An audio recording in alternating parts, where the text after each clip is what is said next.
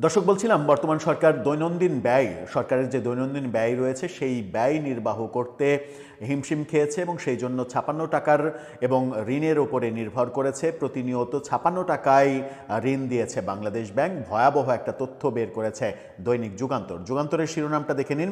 সেখানে বলা হচ্ছে, দৈনন্দিন ব্যয় মেটাতে কেন্দ্রীয় ব্যাংকে হাত, ৫৬ টাকায় সরকারের ঋণ ১৩০৯ কোটি টাকা।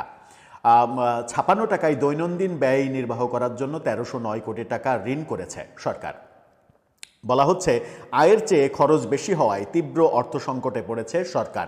দৈনন্দিন কার্যক্রম পরিচালনা করতেও সরকারকে প্রকট অর্থ সংকট মোকাবেলা করতে হচ্ছে। প্রতিদিনের এই সংকট মেটাতে সরকার এখন বিভিন্ন খাতের ঋণের উপরে নির্ভরশীল হয়ে পড়েছে।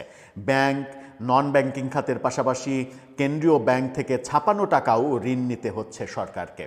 মানে কেন্দ্রীয় ব্যাংক, বাংলাদেশ ব্যাংক টাকশালে যাচ্ছে, টাকা ছাপাচ্ছে, টাকা ছাপিয়ে বাংলাদেশ সরকারকে দিচ্ছে। কি ভয়াবহ অবস্থা!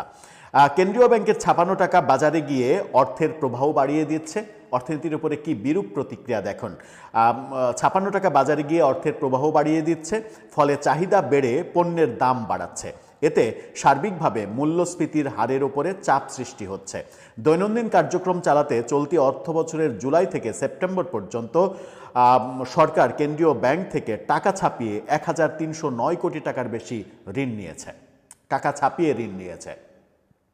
কেন্দ্রীয় ব্যাংক থেকে দৈনন্দিন কাজের জন্য ৫৬ টাকা নেওয়া ঋণের স্থিতি দাঁড়িয়েছে ৭,৩৬৬ কোটি টাকা। এখন পর্যন্ত ৫৬ টাকা নিয়েছে সরকার, ৭,৩৬৬ কোটি টাকা।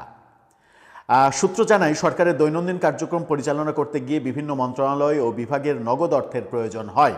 এসব হিসাবে প্রতিদিন যেমন বিভিন্ন খাত থেকে যে অর্থ আসে, মানে জমা হয়, তেমনি অর্থ খরচও হয়। এসব কাজে সংশ্লিষ্ট সংস্থার হিসাবে চাহিদা মতো অর্থ থাকলে ওই খাত থেকেই ব্যয় করা হয়। আর হিসাবে চাহিদা মতো অর্থ না থাকলে সংশ্লিষ্ট সরকারি ব্যাংকের অর্থের যোগান দিতে হয়। দিন শেষে চূড়ান্ত হিসাবে অর্থের ঘাটতি থাকলে কেন্দ্রীয় ব্যাংক থেকে সাময়িকভাবে ৫৬ টাকায় অর্থের যোগান দেওয়া হয়। দৈনন্দিন কাজের জন্য কেন্দ্রীয় ব্যাংক থেকে ৫৬ টাকায় অর্থের যোগান দেওয়া হয় একটি সাময়িক হিসাবের মাধ্যমে। সরকারের রাজস্ব আয় বাড়ল, ৫৬ টাকায় দেওয়া ঋণ পুনরায় আদায় করে নেয় ব্যাংক। এই প্রক্রিয়ার মাধ্যমে সরকারের সাময়িক হিসাবে কেন্দ্রীয় ব্যাংক ঋণের যেমন যোগান দেয় তেমনি আদায় করে। এই হিসাবে সাময়িকভাবে ঋণের জন্য কেন্দ্রীয় ব্যাংক সর্বোচ্চ ১২,০০০ কোটি টাকা যোগান দেয়। এর বেশি ঋণ নিলেই তা অন্য সরকারের অন্য খাতে স্থানান্তর করা হয়। কেন্দ্রীয় ব্যাংকের প্রতিবেদন বলছে, চলতি অর্থবছরের জুলাই থেকে ডিসেম্বর পর্যন্ত সরকারের রাজস্ব আয়ে ঘাটতি হয়েছে প্রায় ৪৬,০০০ কোটি টাকা। ৪৬,০০০ কোটি টাকা রাজস্ব আয় ঘাটতি। সেই ঘাটতি পূরণ করতে পারেনি সরকার। ওই সময় আদায়ের লক্ষ্য ছিল ২,৩১,২০৫ কোটি টাকা, আদায় করেছে ১,৮৫,০০০ কোটি টাকা। ঘাটতি রয়েছে ২০% ঘাটতি। এই ঘাটতি সরকার পূরণ করতে পারেনি। রাজস্ব বোর্ড বহির্ভূত খাতেও রাজস্ব আয়ে ঘাটতি রয়েছে। এদিকে সরকারের আয় কমেছে, অন্যদিকে নির্বাচন সহ বিভিন্ন কারণে খরচ বেড়েছে।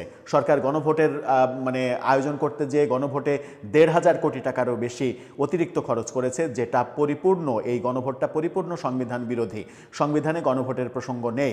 এই গণভোট শেষ পর্যন্ত আইনের প্রশ্নে গেলে গণভোটের সমস্ত কার্যক্রম, এর পেছনে সমস্ত অর্থলগ্নি করার সবকিছুই অবৈধ হয়ে যেতে পারে এবং এর সঙ্গে যারা জড়িত ছিলেন তারা সকলেই বিপদে পড়তে পারেন। সেরকম একটা খাতে এই ব্যাপারগুলো করা হয়েছে। অর্থাৎ সরকার ২০% রাজস্ব আয় করতে পারেনি। সর্বশেষ যে হিসাব ডিসেম্বর পর্যন্ত, সেই ২০% পূরণ করার জন্য কেন্দ্রীয় ব্যাংককে বলেছে, তুমি টাকা ছাপাও আর আমাকে দাও, টাকা ছাপাও আর আমাকে দাও।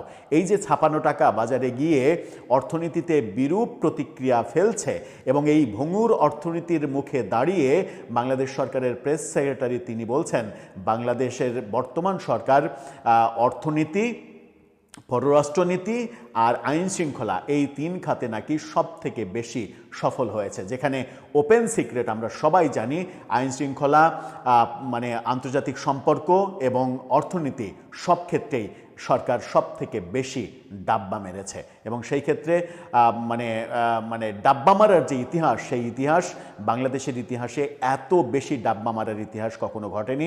আইন শৃঙ্খলা পরিস্থিতি বাংলাদেশের ইতিহাসে এত খারাপ কখনো হয়নি। দর্শক, আপনি কিভাবে দেখছেন নতুন সরকার যে ঋণের বোঝা